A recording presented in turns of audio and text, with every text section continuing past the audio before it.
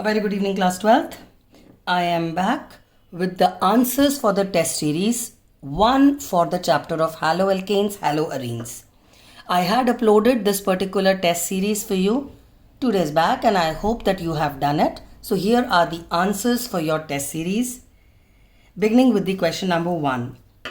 Which out of the following is an aryl halide? Beta, aryl halide is the one which is attached to the benzene ring. So your answer should be this. None of them has a halogen. किसी में halogen benzene पे नहीं लगा है, सिर्फ इस पे लगा है. Next, which out of the following is an allylic halide? Allylic halide में halogen is attached to a carbon जिसके पास 4 single bonds होने चाहिए, that is sp3, and that carbon should be attached to a double bond. तो ये तो नहीं है sp3, ये sp3 है and it is attached to triple bond, तो ये भी नहीं चलेगा. ये वाला कार्बन 1 2 3 4 sp3 है and it is attached to a double bond, so this should be your answer. ये वाला is not attached to double bond, so your answer should be the C part. Question number 3. Which out of the following is a vinyl halide? अगर आपका classification weak है बेटा तो classification of haloalkenes, haloarenes का video channel पर already है, आप उसमें से पढ़ के क्लासिफिकेशन को सीख लीजिएगा. इनमें से विनाइल हैलाइड वो है जिसमें halogen is attached to a double bonded carbon atom, यानी इस केस में your answer should be looking like which one. देखो कौन से वाले में halogen is attached to a double bonded carbon, इसमें. So your answer should be the B part.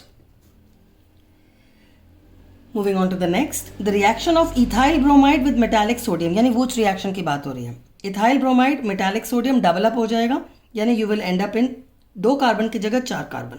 So your answer is butane which is used as anaesthetic agent. ये आपको towards the end of the chapter there are 2 pages जिसमें दुनिया भर का information है for all the polyhalogenated compounds. उसमें से chloroform anaesthesia की तरह यूज किया जाता था.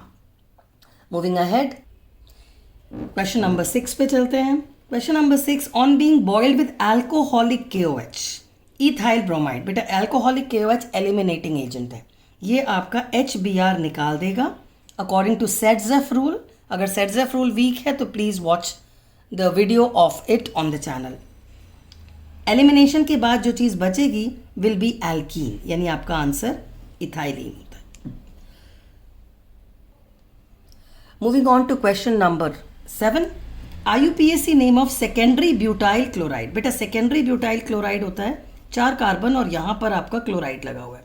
अगर इसका IUPAC नेम हम करेंगे तो इट इज 2-chloro-butane, यानी आंसर शुड बी बी.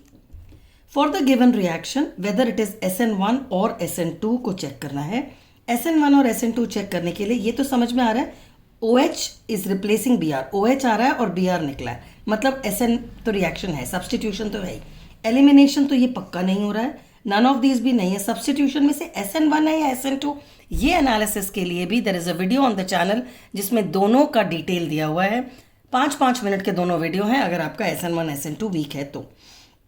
क्योंकि ये प्राइमरी अल्काइल हैलाइड है, प्राइमरी अल्काइल हैलाइड में कार्बोकैटायन स्टेबल नहीं होता है, इसीलिए it can not be SN1. The answer should be SN2. Question number 9 पे चलते हैं. The conversion of ethyl bromide to alcohol using aqueous KOH. अगर आपके पास इथाइल ब्रोमाइड है यानी 2 कार्बन का ब्रोमाइड और आप उसको अल्कोहल में कन्वर्ट करवा रहे हैं तो आपको ये समझ में आना चाहिए Br is changing to OH, तो हो तो सब्सटीट्यूशन ही रहा है. So the answer should be B part, कि आपका answer for the B should be substitution because Br is changing to alcohol. ये अच्छा क्वेश्चन है. Reaction of this Grignard reagent with D2O. बेटा आपको रिएक्शन वाटर के साथ आता है तो D is nothing but heavy water, तो D को आप हाइड्रोजन की तरह ही ट्रीट करिएगा. इसको जब वाटर से ट्रीट करते हैं तो इट स्प्लिट्स हियर. Mg के पास पॉजिटिव होता है, कार्बन के पास नेगेटिव, इसीलिए H पॉजिटिव इसके पास जाता है और OH माइनस इसके पास जाता है जब वाटर हो. पर इस बार आपका D2O है तो यहाँ पर H की जगह पर D आएगा, तो आपका आंसर बनता है major product is CH3 whole thrice, C के साथ D. Which out of the following is a refrigerant. Refrigerants are chlorofluorocarbons, तो आपका आंसर होना चाहिए CF2Cl2. In the chlorination of benzene with Cl2FeCl3 the reactive species. बेटा benzene में जब Cl attack करता है ना तो it has to be a Cl positive. नहीं तो pi electron cloud Cl minus को रिपेल कर देता है। तो Cl माइनस कभी नहीं अटैक करता, इलेक्ट्रोफाइल अटैक करता है on benzene. Benzene undergoes electrophilic substitution, जहां पर Cl positive will replace the H positive. So your answer for the 12th should be A part. When treated with Br2 and Fe, toluene gives para-bromotoluene. अगर हम toluene की बात करें तो it is benzene with CH3। अगर उसको आप Br2 with Fe which is FeBr3 यानी इलेक्ट्रोफिलिक सब्सटीट्यूशन होगा तो पैरा पर Br लग रहा है। और इसका जवाब क्या है? क्योंकि methyl is an activating group, methyl gives electrons via inductive effect to the benzene ring. क्योंकि एक्टिवेटिंग है तो आपका ऑर्थो और पैरा पे नेगेटिव चार्ज आ जाता है, इसलिए Br plus attacks at ortho and para. तो इसका जवाब क्या है? It is an activating group is a better answer than para directing, क्योंकि ये ऑर्थो डायरेक्टिंग भी तो है। So you cannot only write it is para directing, it is had it been ortho para directing है तो फिर हम वो लेते, पर इस समय out of these the best answer should be activating group because it is giving electron density to benzene at ortho para positions.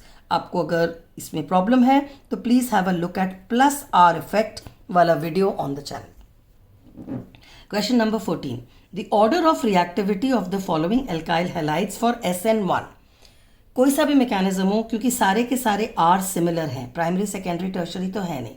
SN1 reaction के लिए कौन सा वाला रिएक्टेंट अच्छा होगा इज डिपेंडेंट ऑन CX का बॉन्ड किसका आसानी से टूटेगा, विच मीन्स CX में से X जितना बड़ा उतना बॉन्ड वीक होगा, विच मीन्स कि रिएक्टिविटी में सबसे ज़्यादा रिएक्टिव RI होना चाहिए और इन सब में से RI सिर्फ इसमें है। So your answer for 14 should be the D part. Moving on to question number 15, SN1 reaction of an optically active alkyl halide. SN1 कर रहे हैं यानी वन आफ्टर द अदर, यानी पहले कार्बोकेटाइन बनेगा, उसके बाद the attack will be from two sides, you will get two products.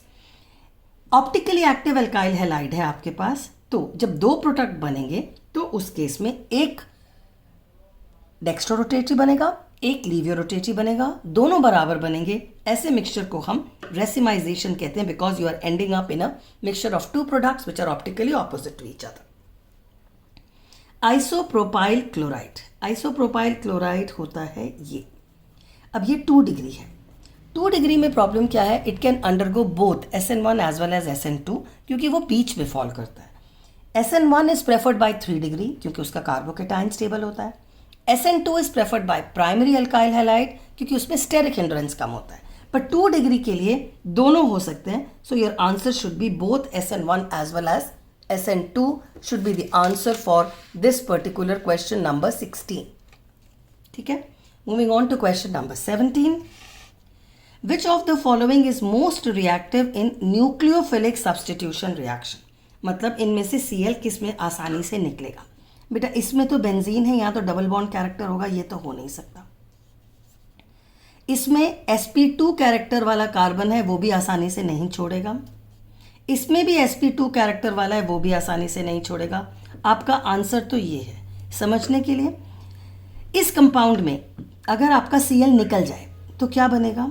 CH2 पे पॉजिटिव आएगा, CH डबल बॉन्ड CH2, और ये एक स्टेबल कार्बोकेटाइन है। क्यों?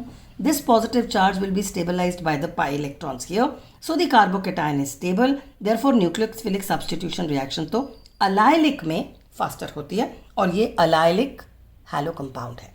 Coming to this, what is the order of reactivity of alkyl halides in dehydrohalogenation? मतलब आपको hydrogen भी निकालना है और हैलोजन भी निकालना है। हैलोजन निकालना है तो आपको ये चेक करना है बॉन्ड किस में वीक है। ये सारे के सारे तो RX हैं। बॉन्ड कब वीक होगा? जब बॉन्ड में साइज में डिफरेंस हो। CI वाला बॉन्ड सबसे वीक होता है क्योंकि C छोटा है और I का साइज बड़ा है, तो bond can be easily cleaved. इनमें से I कहाँ पे आ रहा है? तो ऑप्शन ये दोनों है। I के बाद Br आना चाहिए, Br के बाद Cl आना चाहिए, Cl के बाद F आना चाहिए according to their sizes. So the answer for the 18th should be the B part. Coming to the last question, the 19th question of the MCQ. Which of the following is the most reactive in case of an SN2 reaction? SN2 का मतलब steric hindrance कम होना चाहिए। इन सब में से इसमें 1 carbon है, इसमें 3 कार्बन है, इसमें 2 कार्बन है, इसमें 4 कार्बन है। इन सब में से स्टेरिक हिंड्रेंस सबसे कम इसमें होगा, तो आंसर आपका ए होना चाहिए. With this I and the final answer. अगर आपको देखना है तो ये रहा the answer key for the MCQs that I just did. Question number 1 to 19 के आंसर्स आपके सामने हैं. Please be ready for the next test. मैं नेक्स्ट टेस्ट अभी थोड़ी देर में अपलोड कर दूंगी in the description box of the next short video that I will send. Do well, keep studying hard. I am with you for hand holding. Bless you loads. Take care of yourself. Do very well in life. Bye.